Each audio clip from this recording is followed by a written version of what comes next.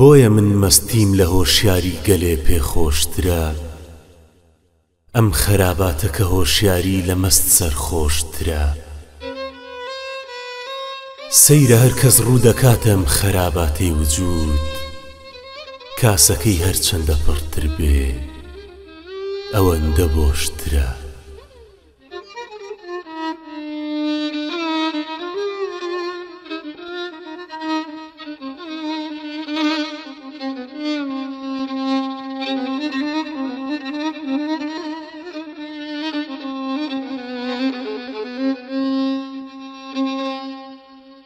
ناوم نەما لە مۆرە، هەرما لە دەم ڕەقیبە، دەم سەگ نەکەوتووە کەس، چ بکەم لەگەڵ نەسیبە.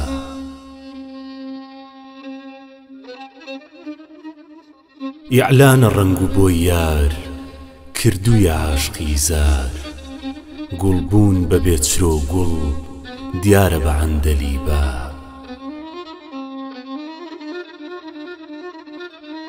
هەرگیز خوا نەبینم، دایم خوا ببینم، ئولفەت لەگەڵ ڕەقیبە، کولفەت لەگەڵ حەبیبە.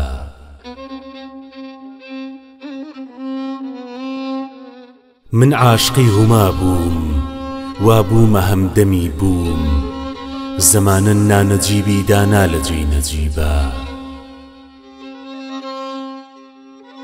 تا تۆ دەکەی درۆیێ، سەد تیری ڕاستت بۆ دێ، هەر یەک بە سەد زەرەرتە سەودا لەگەڵە دیبە. کردوویە زۆد و تەقوا، زاهید بەنان و حەڵوا، ئەم دەورە ئەمڕۆ خوا لەگەڵ ئەهلی سەلیبە.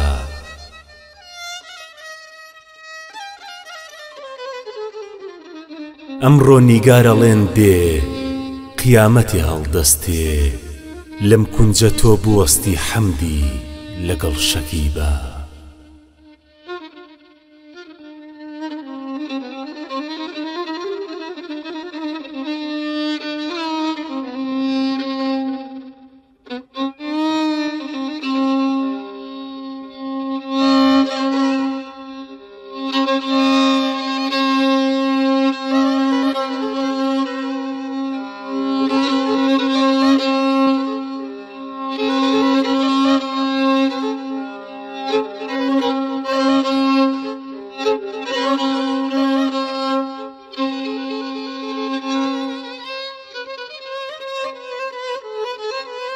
جانانە بە ئەبرۆ خەبەری ماهی نەویدا، سوبحانە چ بەرقێ بوو بە یەک جیلوە بەویدا.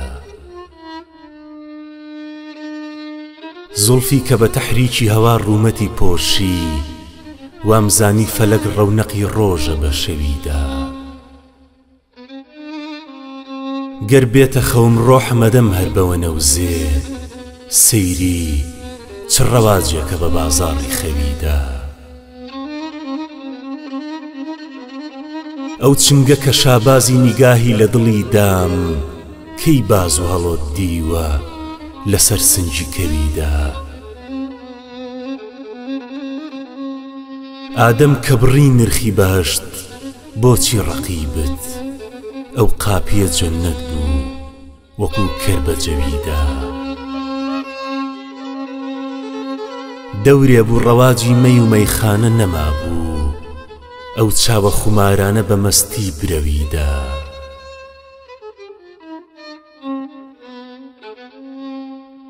دڵ لایقی زنجیرە، خدا چاچی دەزانێ سەندی کە لە حەمدی بەسەری زوڵفی ئەویدا.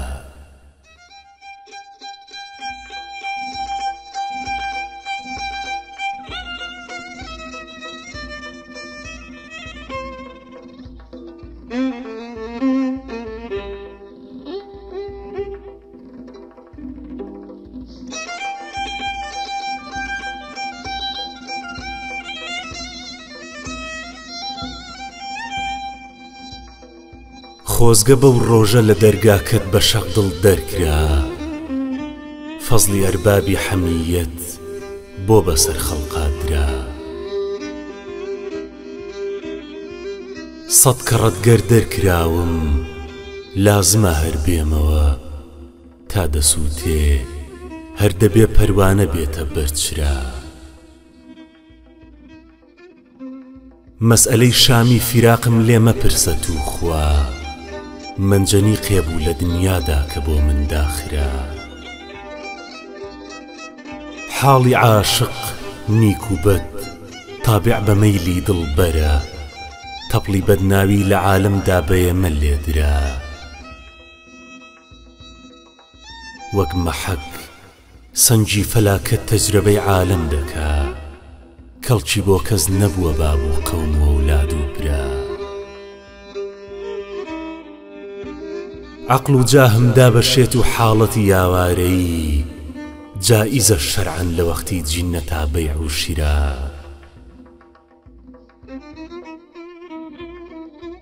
کوشتنی ئەهلی مەحەبەت وەک جلوسی شاهیە، ئەم چراخانە لە گەردوون بۆ منەم شەو هەڵکرا.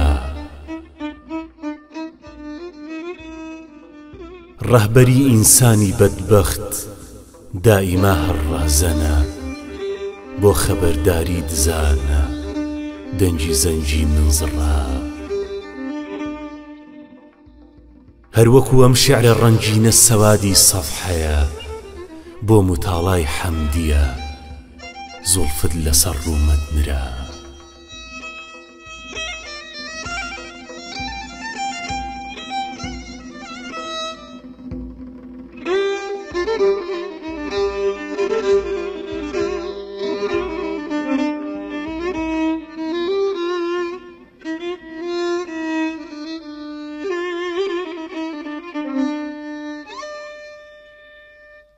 سێبرد ئەم عەسرەداریدا بە ڕۆحی عەرعەرە، سەجدەی شکری کە پێ برد کەوت بەسەر تەوقی سەرا.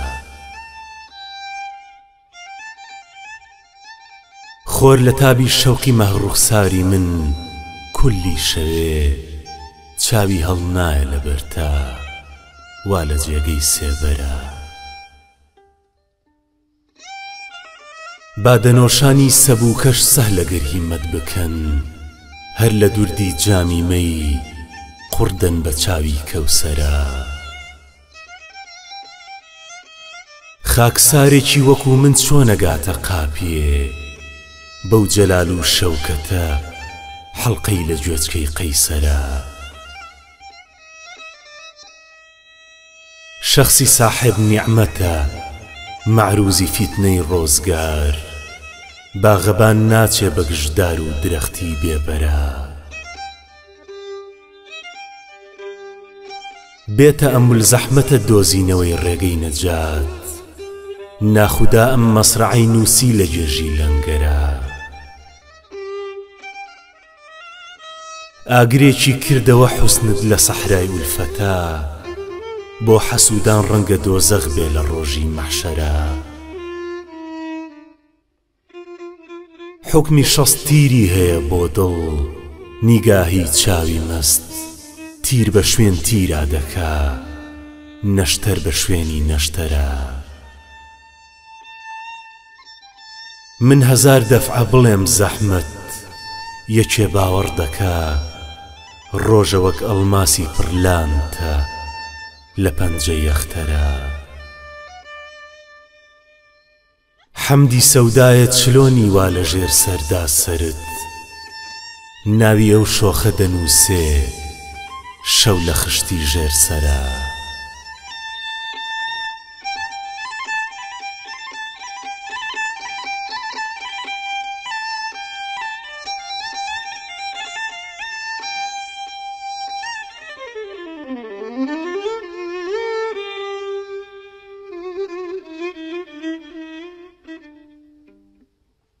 هەر نەبوو مایە بە دەردی عەشقی یارێ موبتەلا، جا دەبووم قیر و سیا ڕۆژێ دووچاری سەد بەڵا.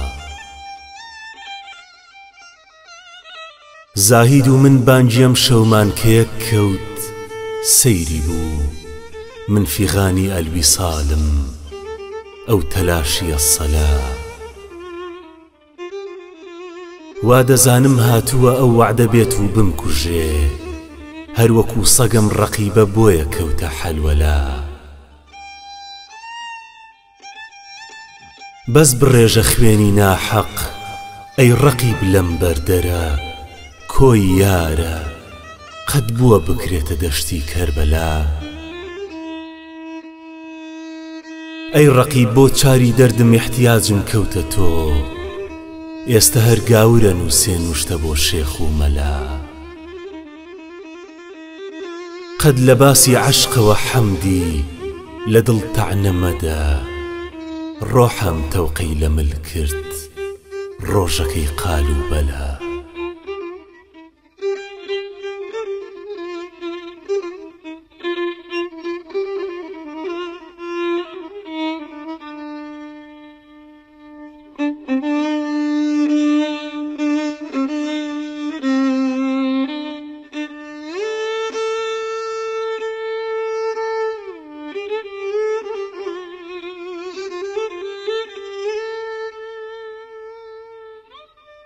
دوڕی ئەشکم لە عەکسی خوێنی جەرگم عەینی یاقوتە، وەرە ئەم خەزنەیە لێوانی یاقوت و دوڕی ڕووتە.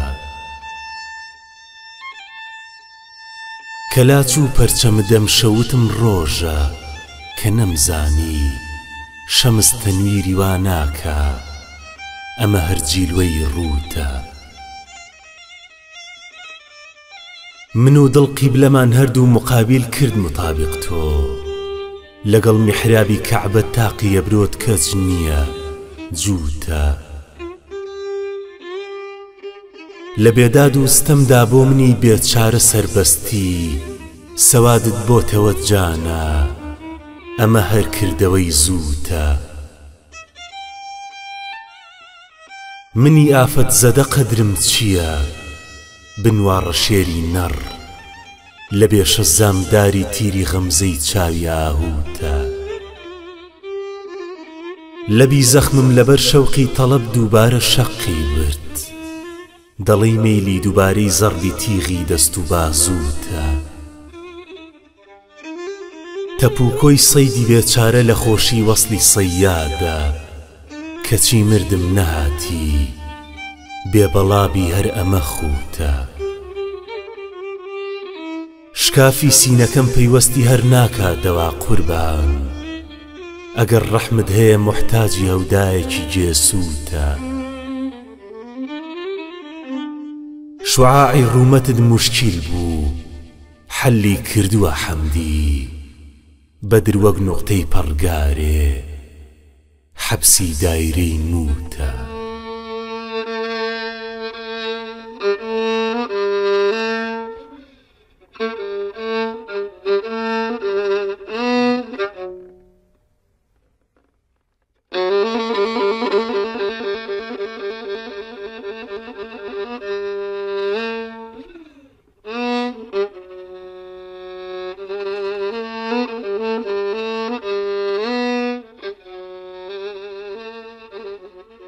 بۆ دیدەنی جانانە عەجەب بوومە سەیارە، گاهێ بە شەمەندەفەر و گاهێ بە تەیارە.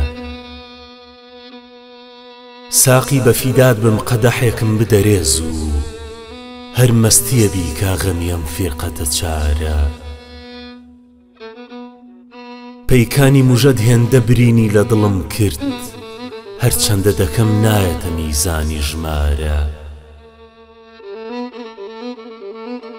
دڵ موجریمی عەشقە بە خودا حەقیەتی دڵبەر، بەستوویە بە گریجەوە ئەیدا لە قەنارە.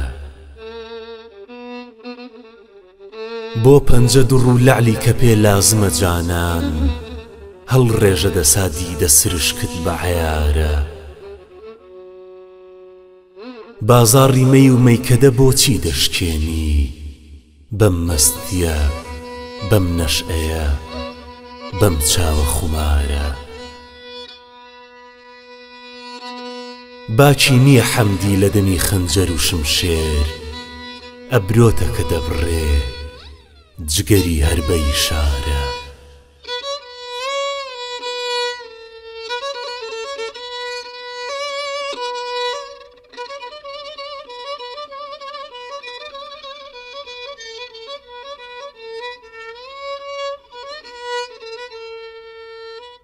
لێم گەڕێوە عیزی تر سوورەت پەرستی کارمە، ئەم جەلالە سەیری عەکسی دڵفریبی یارمە. خوێنی جەرگم گەر لە دەست و پێگری هەروەک خەنە، جا دەڵێم خۆزگەم بەخۆم خوێنم لەسەر خوونکارمە. زەڕەبینم بۆ چییە گەر زەڕە نووری بێ بەسەر، جیلوە بەخشی دیدە عەکسی شەوقی مەه ڕوخسارمە.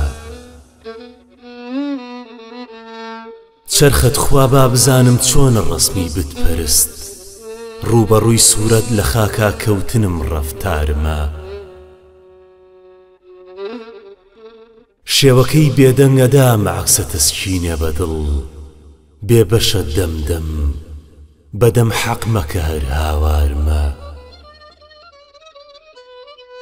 لە بەخەندە سوورەتی جانانە حەمدی سەیرەکە، بۆ نیساری بۆیە شیرین وەک شەکەر گوفتارمە.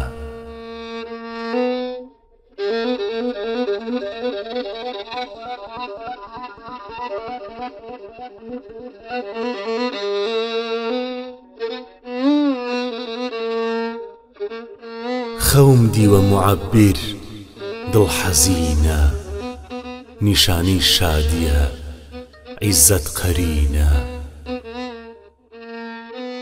لەگەڵ یارم مقیمی گوڵشەنێ بووین، وتی باغی جینان و حۆری عینە. وتم غونچەینە پشکوتووی دەدامێ، وتی دەمتەنگە ڕەوزەی عارفینە. وتم دوو مارینایە گردنی من، وتی زولفی سیاهی عنبەرینە. وتم سێوێکی خونساری لە دەمنام، وتی کوڵمی زەریف و نازەنینە. وتم دوو نەجمی هەڵهێنا لە قەوسە، وتی چاوی خوماری نێرگسینە. وتم ڕۆژی لە شەودا شوعلەوەر بوو، وتی پەرچەم لەسەر تەختی جەبینە. وتم جامێ شەرابی دایە دەستم، وتی شەهدی ویساڵی ئەنگەبینە. ئەگەر خەو مردنە بەم نەوعە خۆشە، جەهەنەم دارە فەرش و بەرد سەرینە. ئیتر ناچێتە خەو مەعلومە چاوم، لەبەر بێتاڵعی حەمدی ئەمینە.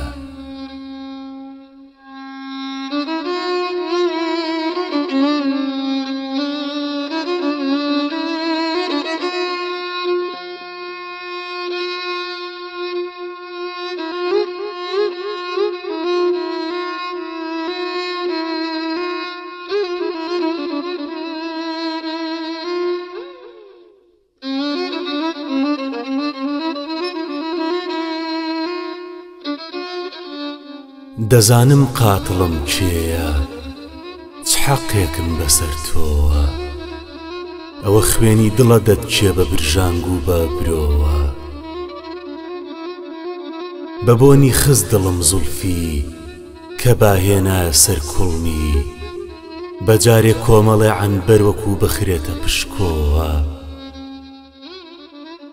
لە شەرمی خاڵی ژێر پەرچەم وەنەوشە گردنی کەچ کرد، وەکو موجریم خزایە سێبەری بنباڵی شەو بۆوە.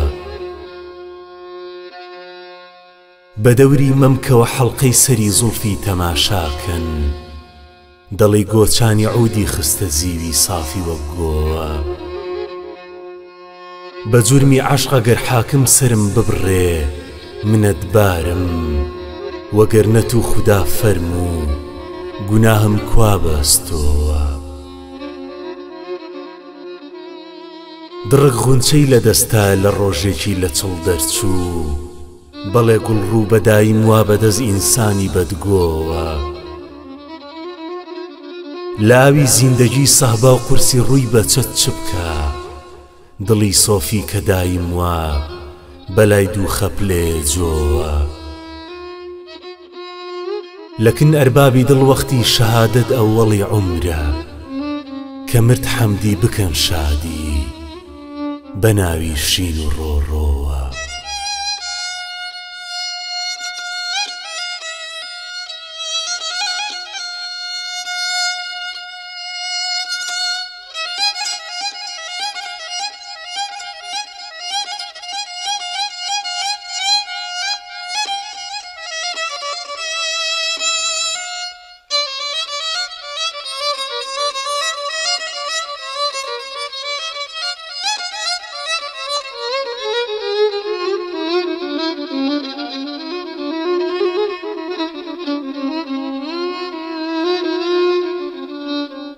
من لە عالەم چوومە دەر، چیمە بەسەر ئینسانەوە، ئێستا ئینسانم کە چوومە مەسلەکی حەیوانەوە. شێت و شەیدای نیگاهی چاوی مەستی دڵبەرم، پێکەنینم دێ بە کوشتن چیم بەسەر گریانەوە. کوڵمی هەڵگیرساوەکو واگر بە نووری یابی مەی، دڵ وەکو پەروانە چۆتە مەجلسی سووتانەوە. کەس نەبوو داوێنی ساقی بابدا ڕەحمی ببێ، خوێنی من بۆچی دەکاتە کاسەی خوبانەوە.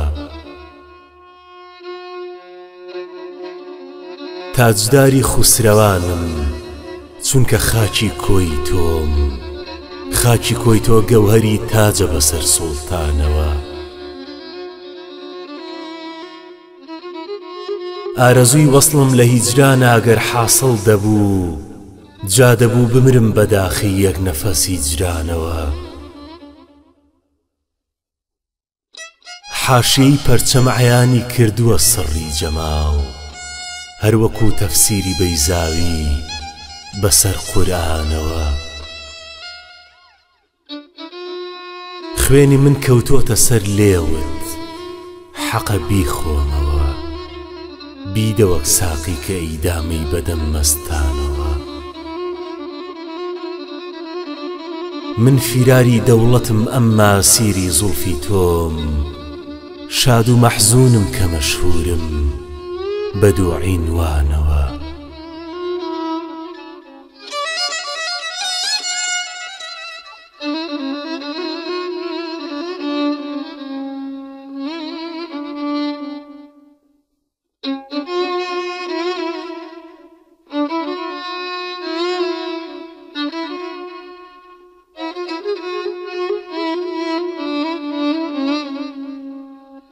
جانا وەرە دەمێکە دوو چاوم لە ڕێوەیە، حەشرە مەزەنە بۆیە دوو عالەم بە پێوەیە.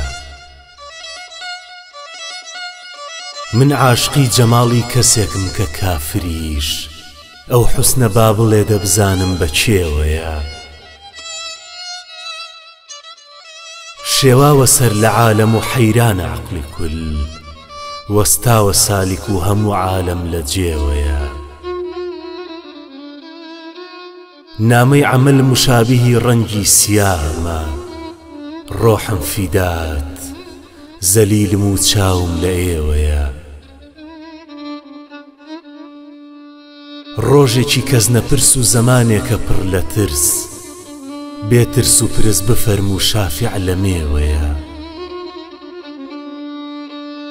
حەمدی چییە گوناهی دەبێ قابیلی چی بێ، لوتفێکی تۆ عیلاجی هەموو دەردی پێوەیە.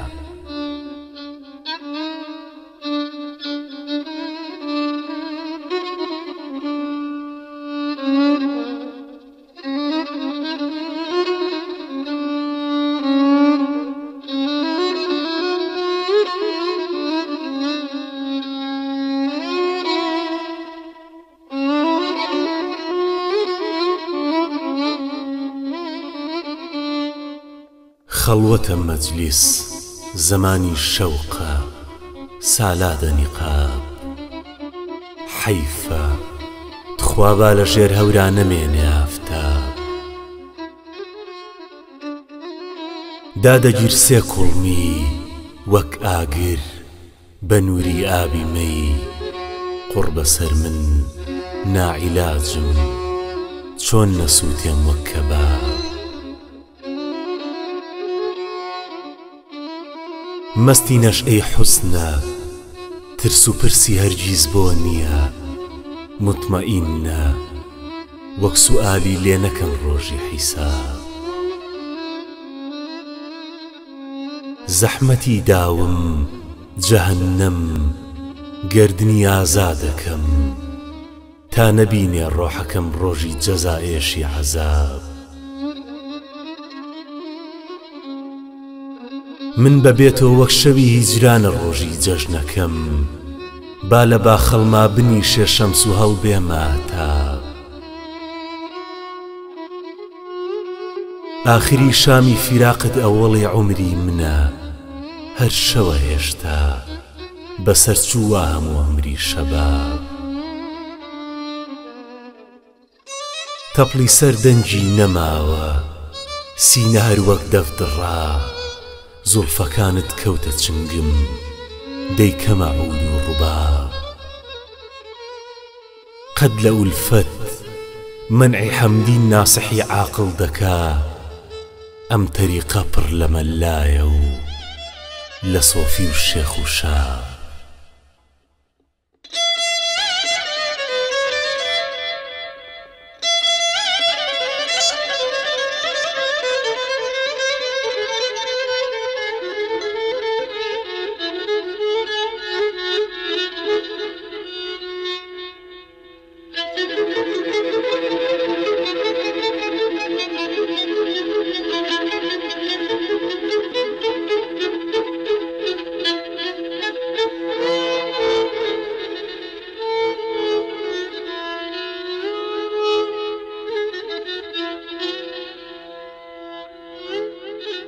هیچ کەسێ ناوی شکنجی پەرچەمی دڵبەر نەبات با حەیای مەجمەر نەچێت و ئابڕووی عنبەر نەبات خەنجەری ئەبرۆ دەبوو نەدرایەتە دەست چاوی مەست کەوتە خوێن ڕشتن خودا ڕەحمێ بکات و سەر نەبات لەم خەراباتە چ مەردێ غەیری ڕەندی بادەکەش بوو لە مەیدانە کە سڕی دەرببا سەر دەرنەبات دامەنی هەڵکردووە بەو بەردەرە ڕازی نییە ئەم ڕەقیبە زۆر نەفامە هەڵمەتی پشت دەرنەبات بگرە زوو خوێنی ڕەجی سەودای عاشق ئەی موژە با بەشێتی سڕی ئولفەت بەردەمی نەشتەر نەبات بەرگی تاقەی شینی سوورمەی کردە بەر ڕەنگە فەلەک ڕوو بپۆشێ حورمەتی خۆی و مەه و ئەختەر نەبات حوکمداری کیشوەری سەبرە گەدایی کۆی یار پێی بڵێن حەسرەت بە جاهی شاهی حەفت کیشوەر نەبات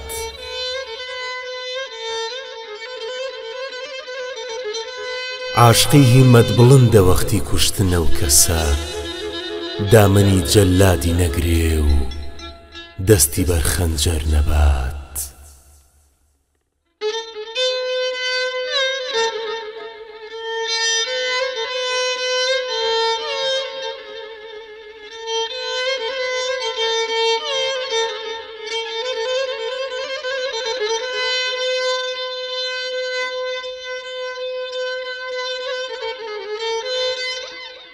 هەموو فیتنەی زەمانە کەوتە گۆشەی چاوی فەتانت بەڵێ ئاشوفتەیە عالم لەبەر زوڵفی پەرێشانت حەواڵەی هیممەتی ساقی مەکە ڕەحمت ببێت خوا کە لێوانە لە نەشئەی ساغری یاقوتی لێوانت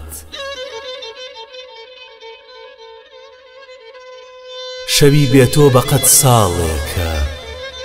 ساڵێکە شەوە بێتۆ وەکو ڕۆژێ لە مەغریب بێتە دەر ببمە قوربانت.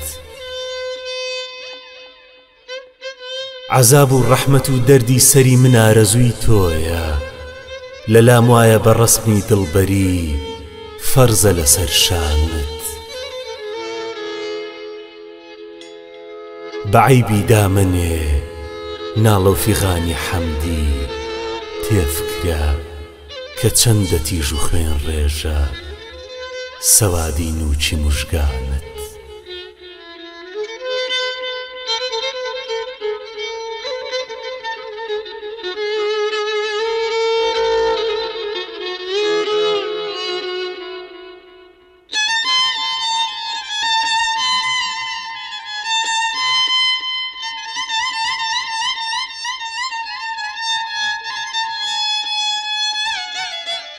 زمانم شەق دەبا یەکدەم ئەگەر بێت و نەباناوت بە کوێری دادەنیشم گەر لەبەر چاوم نەبێت چاوت. لەبەر تەشریفی ڕێگەی تۆ نەبێ بۆچی مەنووری چاو سرم لازم نییە لازم نەکابینێمە پێناوت. لە داوی زوڵف تاوەک دانەیەکی جازی بە خاڵت کە دڵوار ڕادەکێشێ تا دەگاتە حەڵقەی داوت. وەکو مەجمەر سەری کوڵمت بە ئاهم هەڵدەگیرسێنم بسوو تێبا وەکو عنبەر سەراسەر پەرچەمی خاوت. تەبیبی دەردی هیجرانی منیش بیمار و مەهجورم کە هاتی دێتە دەر ڕۆحم لە باتی ئەجری هەنگاوت. کە بۆ نەخجیری دڵ چاوت غەزالانە دەگێڕی تۆ لە پارێزان منیش جانا وەکو سەیادێ بۆ ڕاوت. وەکو خەڵقی دەڵێن بێ قەولە ئەمما هەر لە ئیلتافە لە جەورا حەمدی تەنها شاهیدە بۆ عهدی نەشکاوت.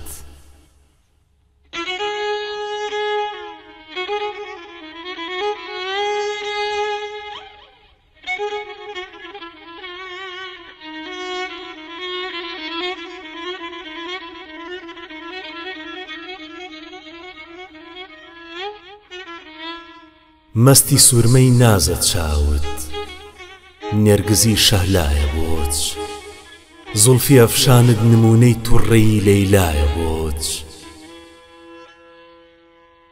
بەرقی شمشێری برۆت و پێچوتابی پەرچەمت بۆ لە تووپەتکردنی جەرگ و دڵی شەیدایە بۆچ.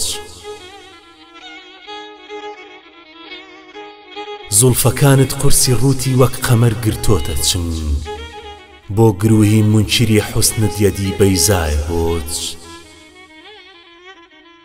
شەرحی حوسنی داوە زولفت خاتیمەی پێداوە خاڵ ئەم خەت و مۆرە نیشانەی سەنعەتی مەولایە بۆچ.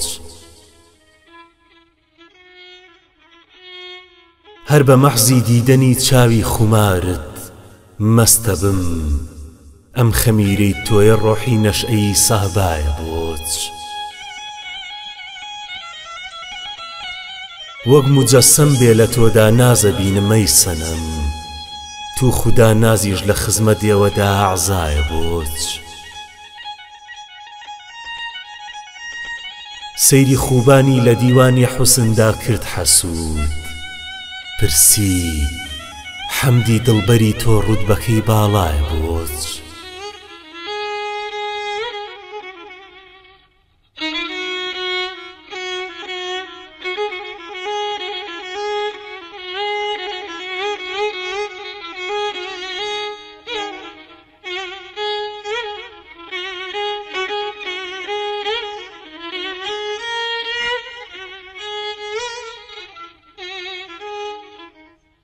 لە ئاب و ڕەنج ڕوود بولبول کە قەترەی بۆ گوڵاوی برد حەیای ئەو دوودمانە گەورەی غونچە و گوڵاوی برد. لە بەزمی خەڵوەتە ئەم شەو چ بەرق و جیلوەیەکیدا خدا حیفزی بکا و شەو چراغە ئاوی چاوی برد. بەجارێ بوونە سەگم بەعزە خەڵقە من سرم سوڕما مەگەرە و ئاهوی وەحشی نیگاهە ناوی ڕاوی برد. وتم یاران منیژە الحەمدولیلا گەیمە ڕوتبەی خۆم کە دەستی بۆ دوو زوڵفی وەک تەنافی هەڵخراوی برد. لە مەسلەخ هەر پڵ و پووشێک بوو وەک شاخی مەرجانە لە خوێنی ئەهلی دڵ ئەشیا هەموو فەیزی تەواوی برد.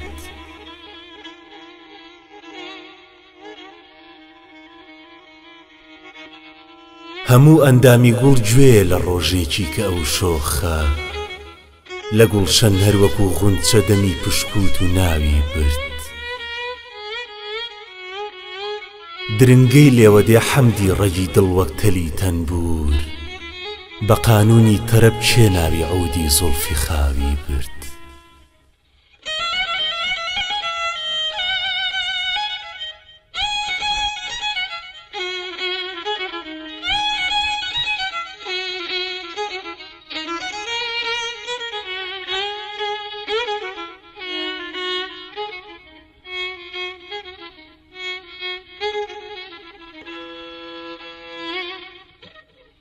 تا دەماغم کەیلی عەتری زوڵفی بوو شەو بۆمە کرد وام دەزانی پووشی وشکە بۆی گوڵی شەو بۆمە کرد.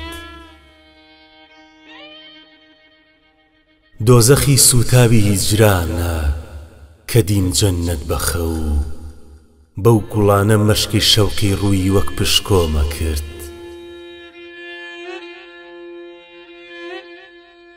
خۆ بەرابەر تاقی کەعبەم نەچوو بوو مەڕکوع کەسری بوو جەبری بە قەوسی قالبی ئەبرۆمە کرد. بێ حوزوری شەمع ئەگەر پەروانە سووتا عاشقە من چراخانی شەوی هیجرم لە شەوقی خۆمە کرد. هەر ئەزەل ڕۆژی وجودت بەرجی عاری دارنی وەرنە لەو ڕەنگین حەریری سوبحەتان و پۆمە کرد. فەرزە سوارە و پیادە ئەی ڕوخ کش بکە ئێستا لە شاه مادەبووم خۆ من بە ئۆین عەرزی چاوی تۆمە کرد.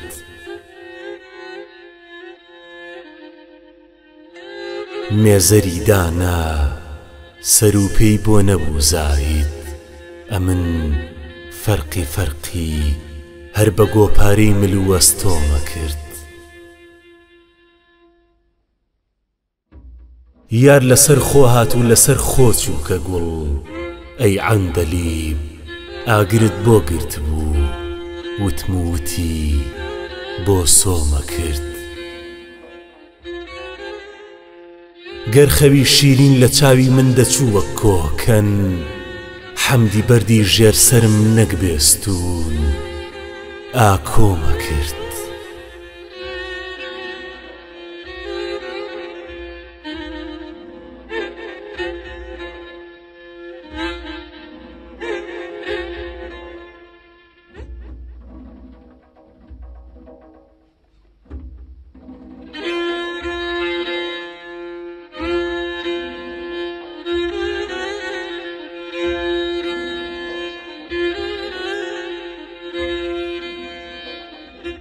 من لەسەر تۆم کردووە ئیقلیمی دڵجانە فەراخ کەیفی خۆتە تۆی تر دەیکەی بە گوڵخەنیا بەباخ. ڕوومەتت دەرکەوت لە بەینی بەرقی هەردوو زوڵفتا وەک لە ناو بەحری سیادا گەوهەرێکی شەو چراغ. شێری بێشەی عەشقە دڵ سەیری بەیادی خاڵی تۆ وەک پڵنگ یەکسەر وجودی کردووە پڵپڵ بەداغ. مرغی دڵ ترسا لە بازی غەمزەر وەک هەڵفڕی بەختی ڕەش بوو کەوتە داوی زوڵفەوە وەک چنگی داخ. چاوەڕێم گەردێ لە کۆی یارەوە بێنێ سەبا، چاوی پێ هەڵهێنم و پێشی معەتەر کەم دەماغ. بۆشکانی دڵ دەلیلی کافیە فرمێسکی ڕوون، ناڕژێمەی گەر لە باخەڵ دانرێمی نای ساخ. شێخ لە کەچکاری نەکەوتووە ماڵی گەچکاری دەکا، ڕووی دەبێ یا ڕەب بەچی هەنگامی مردندا سواخ.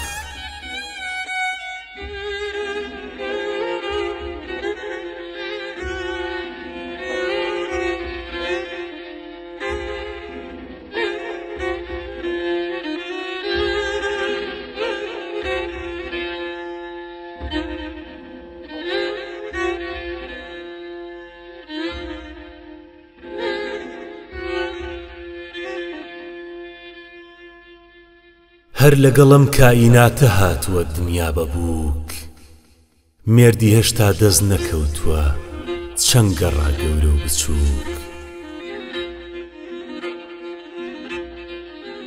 تاڵبی دنیا نەبی تۆ ئەو بە تۆ تاڵب دەبێ، موشتەری نابێ لە بازاڕا مەتاعی وا چروک.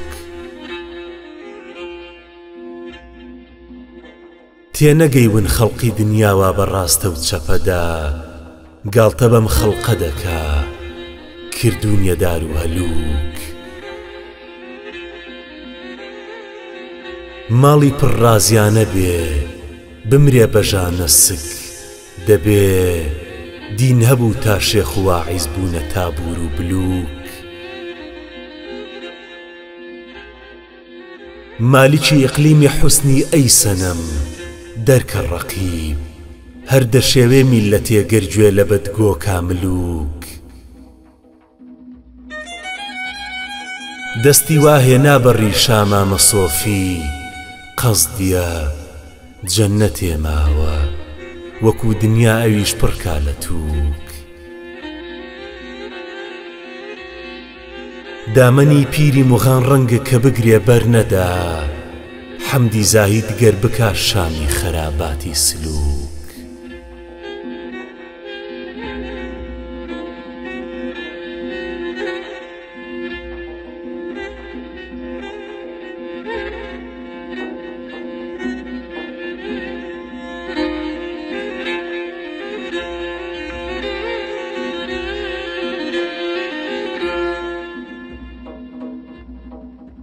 بەکوێری چاوی دوژمن پێت بڵێم ڕوتبە و مەقاماتم، غوڵامی پیرم و فەڕاشی ئەیوانی خەراباتم.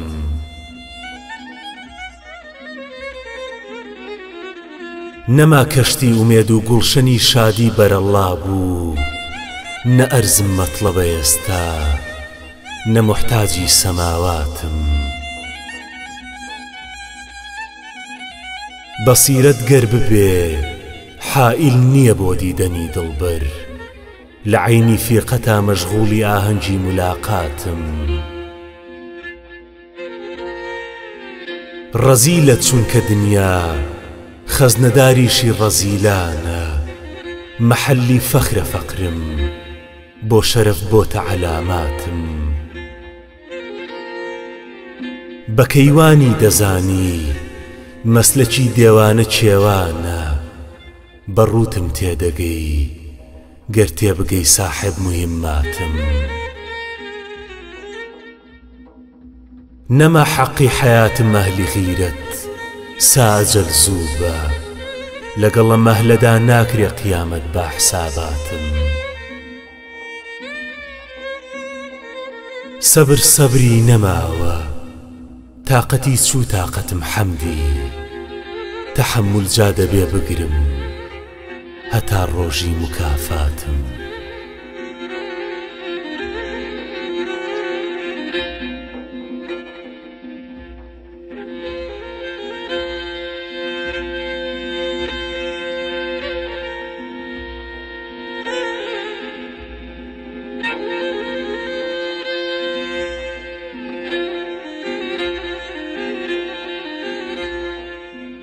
وعجب ماوم کەماوم بۆ بەبێ تۆ نامرم وام دەزانی کەڵکیانێ هیجری دڵبەر ناگرم شێخ و دەروێش و مرید و جاهید و پیر و جەوان گەر بەبێ عەشقت موسڵمانن ئەوا من کافرم ئەم سەری ڕووتە لەبەر بێقودرەتی عاشق نییە تاجی خورشیدم لەسەردایە کە شێتی قادرم وەک مەجووسی عالەمێ سوزدە دەباتە عاشقت چونکە سوتاوی فیراقی تۆم و پشکۆی ئاگرم چونکە منکیر زۆرە قوربان وەرە تۆ بنوێنە ڕوو با قەمەر وەک سینە شەقکەم قورسی ڕۆژیش داگرم مەسکەنم مەیخانەیە مەستی شەرابی ولفەتم حەزرەتی ساقی دەزانێ سڕی قەلبی زاکرم تو خودا ڕەحمت ببێ ڕووی دڵ لە حەمدی کە دەمێ با ببێتە مەزهەری نووری خودایی زاهرم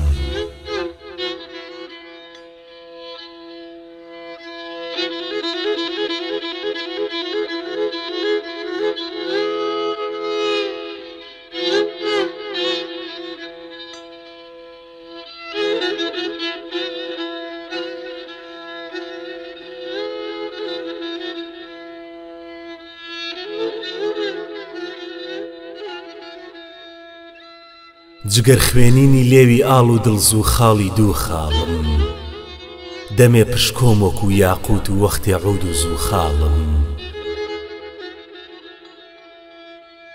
وەکو ئیکسیری ئەحمەر پێی خەناوی گەر بە سەرمانێ مسی قاڵی مەحەبەتم و دەچێتە لیرە مسقاڵم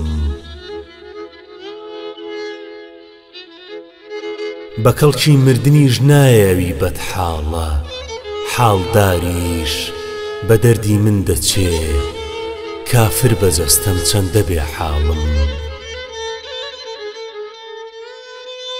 قسەی حەق قەد مەکە یعنی قسەی ناحەق لە دنیادا لە عەینی ئیستراحەتدام لە وەختێکی کەڕ و لاڵم سەر و سامانی پەرچەم قەد بووە بدرێتە دەستشانە بەدڵ ڕێشی قەدیممدا منی ژواچوو سەر و ماڵم بنازم بارشی فەیزت بمێنێ هەوری غەم بۆ من بەسەر دەریایی فرمێسکا دەجێڕم ئێستا بەرماڵم عەرەق ڕێژی خەجاڵەتم و عەشق ڕێژی پەشیمانی کە بوومە بەحری ڕەحمەت جا دەشۆمە وراقی ئەعمالم بە بادی سەرسەری سەردیەوەت من ناشکێم ئەمما برا پشتی شکاندوم بێکەسی بەستوویەتی باڵم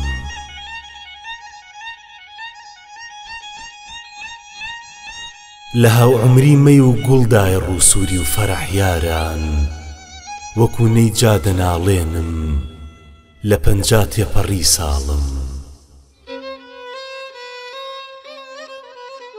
شکور لەم دەورەدا مەزلومە زاڵم بەسمە من حەمدی نەما مەزلوم و نۆبەی خۆی زوڵمی لێ بکا زاڵم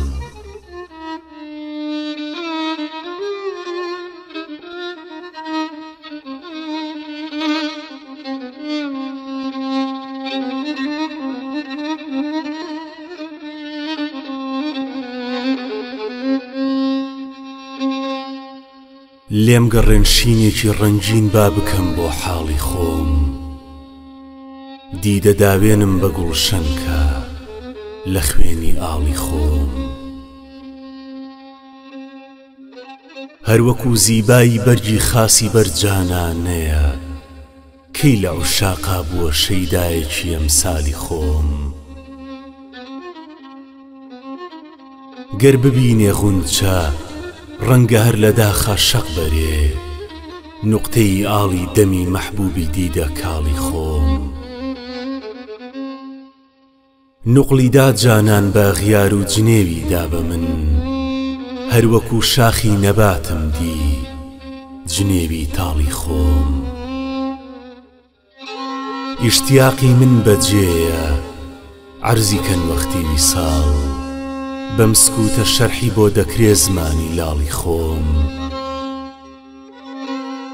مالیکی حوسنە بە خەت و مۆر و توغرایی خودا ئاشنا نەبوون بە زوڵفی یاری شیرین خاڵی خۆم خادمی فکری قەناعەتکارە ئیستیغنا غەنی دائیما محتاجە الحەق ئافەرم بۆ حاڵی خۆم من لە ئەوجی ئولفەتا حەمدی ئەوەندە بەرز فڕیم تا بە نووری شەمسی ڕوومەت ئاگرم دا باڵی خۆم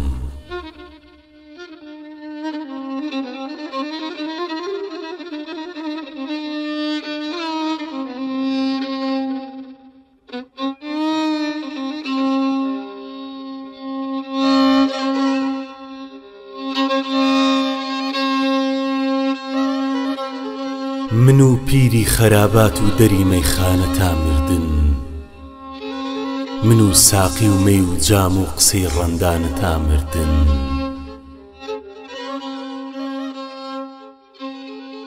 بڕۆ زاهید مبارەک هەر بە تۆ بێ مەسجد و میحراب من و ئەبرۆی بتان و گۆشەی بتخانە تا مردن مەکۆگای دز وەکو خەڵوەی موریدی شێخە بۆ چیمە من و بەزم و نیگاهی دڵبەرم مەستانە تا مردن لە شەوقی عەشقەوە من مەشعەلی بەزمی حەریفانم وەکو پەروانە بڕوانە ئەمە سووتانە تا مردن لە ئیجلالی گوڵا شەیدایە بولبول دۆستی قباڵە وەک ئەهلی ئێستا ئەڵبەتە بەشی هیجرانە تا مردن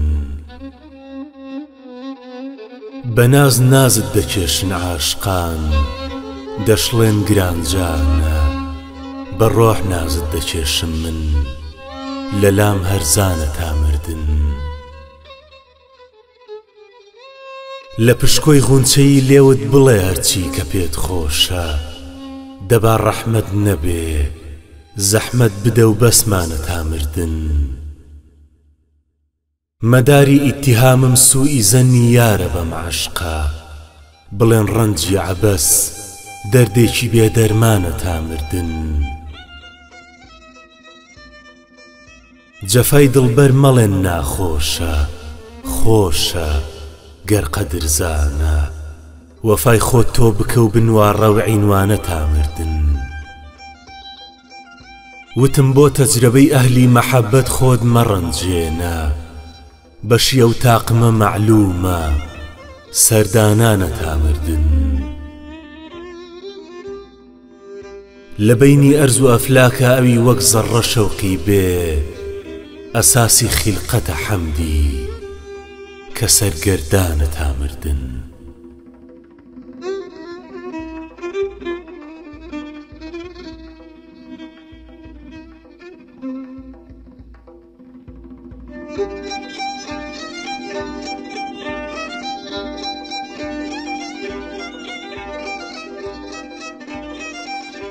تاجداری گوڵشەنی حوسنە گوڵی ڕەندانی من شۆڕی بولبول کەی دەگاتە زەمزەمی گریانی من گەر لە یارجیان نەبمەوە ڕۆحم بکێشن نامرم چونکە هەر ڕۆحی ڕەوانە دڵبەری جانانی من هەر وەکو ساقی فەلەک ئەم دەور و چەرخەی بۆ منە تا لە خوێنی دڵپڕی کادیدەی فنجانی من داخڵی فەهرەستی تۆماری فەلاتونی نەبوو هەر نەسیبی دوژمنم بێ دەردی بێ دەرمانی من گەر بە چاوی من دەبینی یەک سبەینێ ڕووی یار جا دەزانی حیکمەت و خۆکوشتنی گریانی من جەننەت و دۆزەخ لە کولبەی عاشقاندایە، وەسڵ ڕەوزەی ڕیزوانە، دۆزەخ ئاگری هیجرانی من. چەندە خۆشە حەمدی جارێ بێتە وێرانەیە، جا دەبێتە قەسری جەننەت کولبەی ئەحزانی من.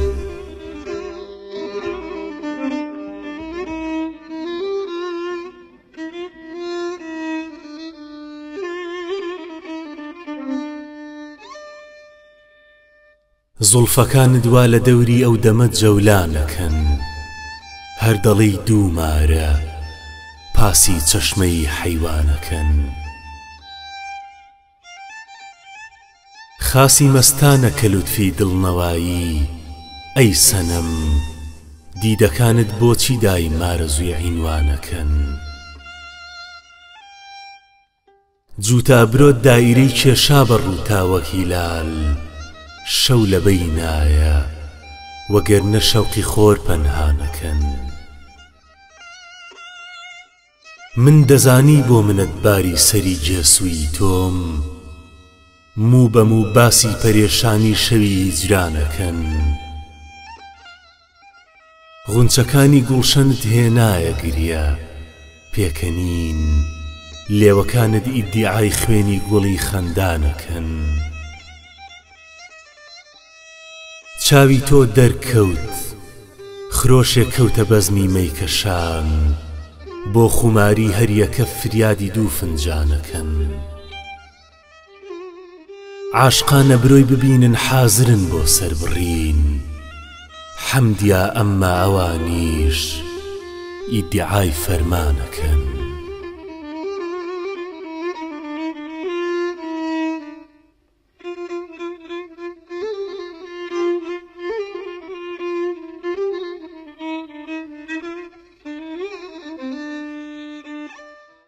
ڕقی بۆ بەزمی خەڵوەتمان کە هاتی، وەکو دوومەڵ لە جێی ناسک دەراتی.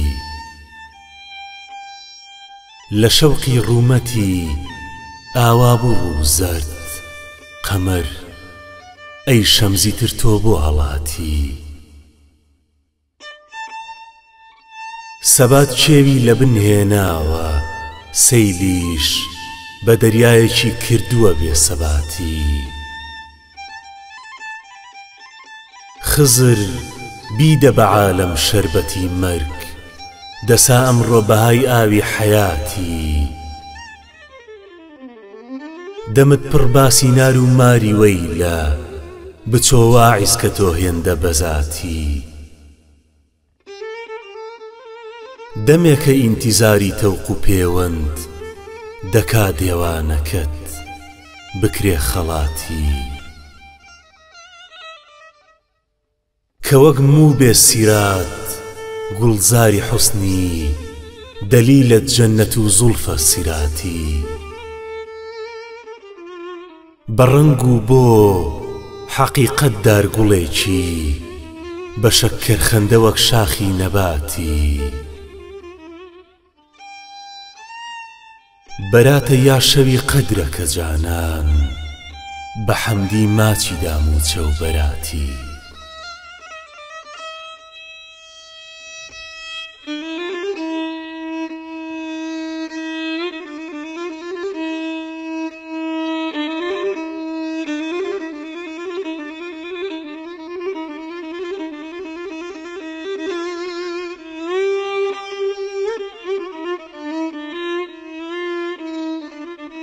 خوێنی دوو چاوم خرۆشاوە خەریکە سەر بەرێ، ئیحتیمالە بەم کوڵی گریانە ڕیشەی دڵ دەرێ.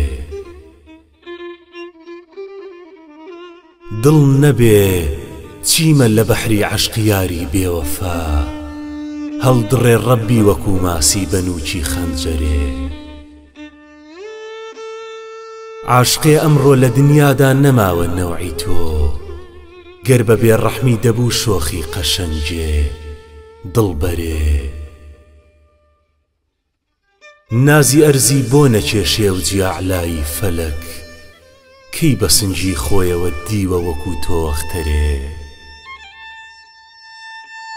بێرە خەندە غونچە قیر و سیاوەکو گوڵشەق دەبا با ئەمەندە بگری بولبول تاوەکو گیانی دەرێ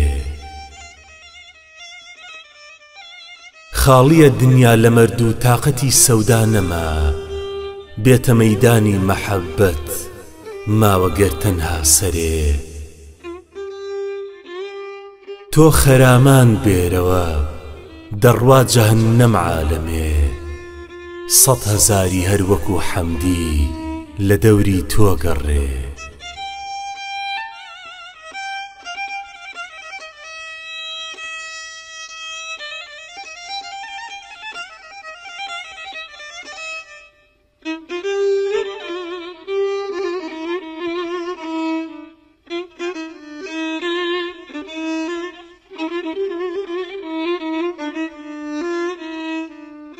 غەیری ئەمسیانە لە گوڵشەن مەنعی من ناکا کەسێ باغەوان یەک بولبولان دوو خاری دامەنگیر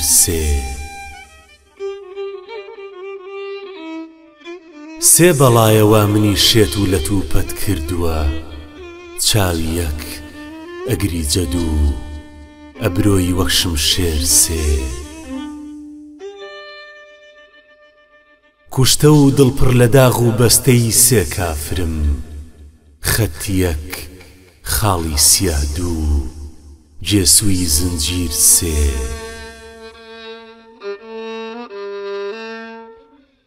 زار و دڵخون و جگەر کونکون بووی ئەم سێشتەم خەندەیەک دوو لێوی دوو موژگانی هەر وەک تیر سێ وازانم بەر کەسی ناخەن باشتیش سێ گرۆ ئەشقیایەک سایلاند و مرشدی ڕەنگ پیر سێ ئەمسیانە ناڵن بمرم لە کۆی دڵبەرە تەعنەیەک تەزویر دوو زەردەخەنەی تەحقیر سێ مانعی ئەمسیانە کڕ و لاڵمەکەن وەختی ویساڵ شەوقی دڵ یەک نازیارد و پەنجەی تەقدیر سێ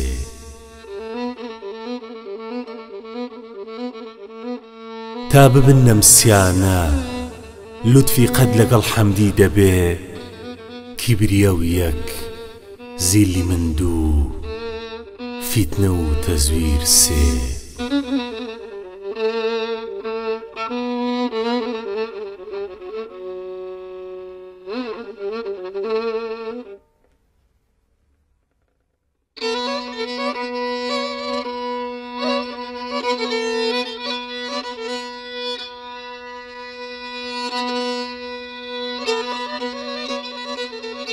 جملە ئەجرامی سەماوی چاکر و سوڵتانە ڕۆژ باعیسی بوونی گیا و کافەی حەیوانە ڕۆژ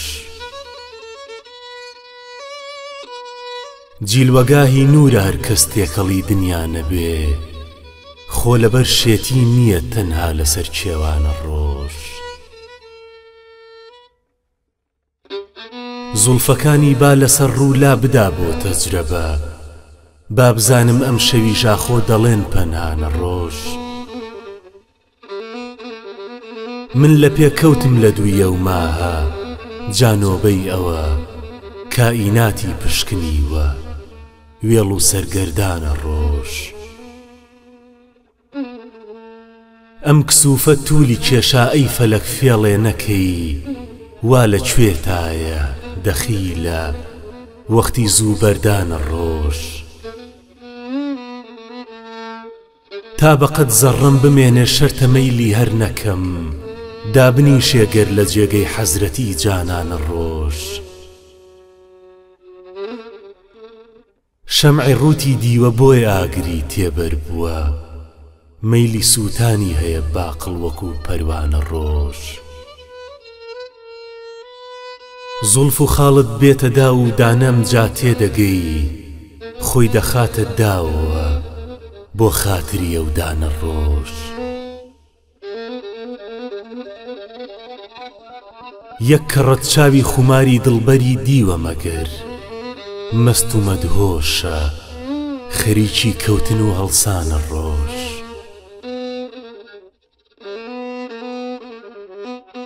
گەر بە ئومێدی ویساڵی شامی زوڵفی تۆ نەبێ سەر لە کەل دەرنایەنێ هەر نایەوێ ئەومانە ڕۆژ. ڕۆشنایی من بە چاوی خۆم نەدی ڕۆژی فیراق هەر شەوێکی ڕووتە خەڵقی بۆ ئەڵێن تابانە ڕۆژ. هێندە شەوقی دیدەنی نووری جەماڵی تۆم هەبوو نەم ئەدی گەر هەڵبەهاتایە لەسەر ئەم شانە ڕۆژ. من کە مەخموری نیگاهی دیدەکانی مەستی تۆم لێوی لێ نادەم پڕیکا گەر لەمەی پەیمانە ڕۆژ. خۆزگە خوا ڕەحمی ئەنایە دڵت و تەشریف دەهات هەڵ ئەهات هەر ئەو ساعاتە بەم شەوی هیجرانە ڕۆژ. هەر شەوەی نەوعێ ئەدا زینەت بە ئەوجی ئاسمان ماهی من هەر تێدەفکرم ڕۆژەکەی ڕۆژانە ڕۆژ. با عیلاجی مەطلعێکی تر بکەم تا تێبگەن منکیری ئەهلی مەحەبەت شەو یەکێکە دوانە ڕۆژ.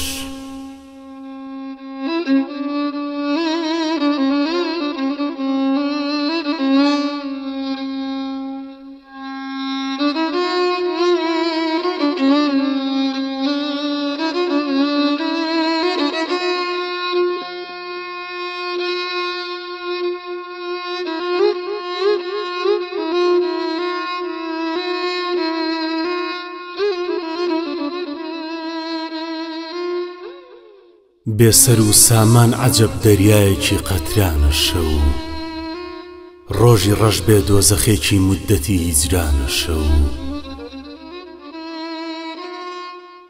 کردەوەی دنیا کە هەر عەیبە دەبێ داپۆشرێ پەردەیەکی موختەسەر خاسی بەسەردادانە شەو.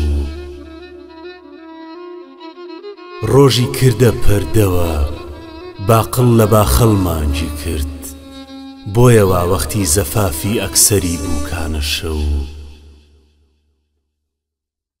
بەدری کامیل سەر لە گۆشەت دەردەهێنێ هەر دەڵێ خێڵە ڕەشماڵی ڕەئیسی جوملە مەهڕوویانە شەو. دەردەخا هەرکەس بە ڕەنجی خۆیەوە وەک سیم و زەڕ وەک مەحەک مەفتونی تەدقیقاتی عوشاقانە شەو. عادەتەن هەر وەک سەحیفەی بێسەوادە بەدری ڕوود حاشەی هەر لازمە زوڵفی مەهی تابانە شەو. هەر لە ئاوابوونی ڕۆژە نایە ماتەم دەیگرێ عەرزی ئەندامێ دەکات دیارە لە ڕەشپۆشانە شەو. هەر شەوی میعراجی تەنها کائیناتە قیمەتی لەیلەت القەدری مقابل 100,000 ڕۆژانە شەو. خاڵ و میل و چاوی خۆمی پێ بڕێژم فرسەتە پڕدڵی چونکە جەواهیر سورمەی چاوانە شەو.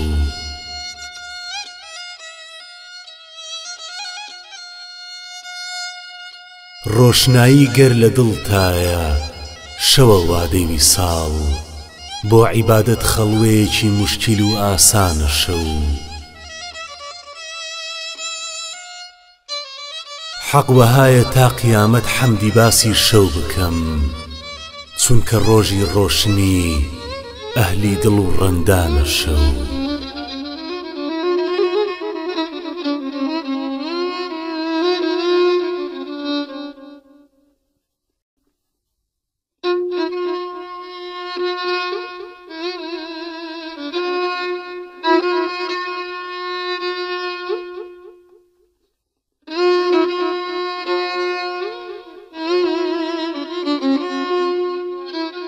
ئەحواڵی ئەم زەمانە لە کایی مناڵە چێ دنیایەکی چپوچە لە زەرفی بەتاڵە چێ. لەم باغە هەردەمە کە دەگامی وێ دەڵێ ئەم کۆنە گومەزە لە دووکانی بەقاڵت چێ. نەقش و کەماڵی خەڵقی گیان معتەبەر نییە، هەردوو محەققەقە کە بەدەستی زەواڵت چێ.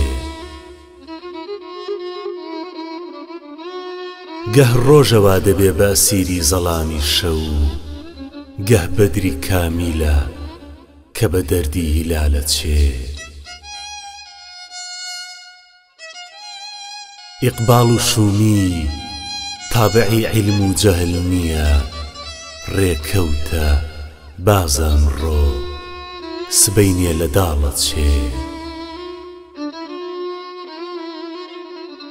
ئەیوانی جەم کە هەمدەمی کەیوان بوو مودەتێ، ئەمڕۆ بە پەستی خانە خەرابە لە چاڵت چێ.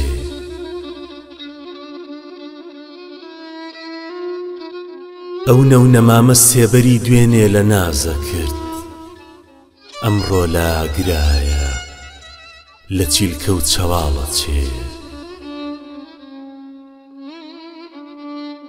بێلێوە ئەم جیهانە تەماشاکە نەیژەنی، بینایی کوێرە ئەفسەحی دایم لە لاڵت چێ.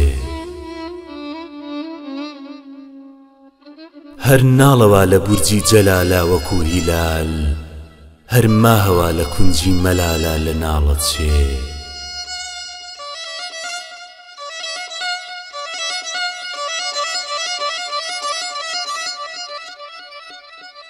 بازاڕی دەهرە قیمەتی ئەشیا بەجێگەیە، مێشێ گەیشتە ڕووی نیگارێ لە خاڵت چێ. دنیا هەناسەیەکە نەچوو بێ نەهات بێ، حاڵێکە بوو بە چی کە لە عالەم بە حاڵت چێ. بەو عمرەوە کە بوویەتی نوح وتوویەتی، دنیا لە ڕیحلەتا لە خەوی بێخەیاڵت چێ. بڵقی سەرئاوە کاکە جیهان تێبفکرە تۆ، بۆ کەس نەبووە بە ماڵ و نەبۆ کەس لە ماڵت چێ. خۆلا بدەن لە باری گرانی حقوقی خەڵق، بنوارە هەڵگری کە لە فیلەی حەماڵت چێ. نەکبەتیە و کەسە کە عیزەتی نەفسی خروجەکە، شامی مەلالی بۆیە لە ڕۆژی جەلالت چێ. بۆ نەفعە خواشناسی عیبادەت ڕیاییە، تەقوایم زەمانە بە نرخی وەباڵت چێ. بانگێکی تر لە غەیبەوە ئێستاکە هاتە گوێم، هێندە زوڵاڵە دەنجی لە دەنجی بیلالت چێ. زووتر لە بێنەوە بە مەنافع گاغەنی، ئەم تا بە پێتە نەزولەکە ئەو بە باڵت چێ. الحەشر والقیامە جیان ناخرە دەڵێ، لوقمەی حەرامی ئەمڕۆ بە نرخی حەڵاڵت چێ.